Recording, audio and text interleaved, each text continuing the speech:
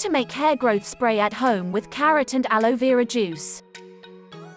First of all, blend 2 carrots in a food processor and strain the paste to extract the juice. Then, fill half the spray bottle with carrot juice and 50 milliliters of aloe vera juice. Shake well. Now, spray this solution all over your scalp and massage it in with your fingers for 10 minutes. After that, leave the solution on overnight or wash after 30 minutes. For best results, follow this routine twice a week. A hair growth spray could be a convenient way of boosting your hair health. Both carrot and aloe vera contain vitamins A and C. These nutrients are believed to enhance hair health. The enzyme content in aloe vera also helps prevent hair loss.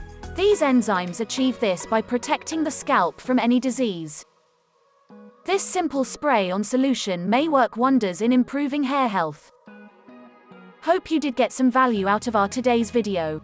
If you really did, hit subscribe button, press the bell icon in order to get regular updates from our channel.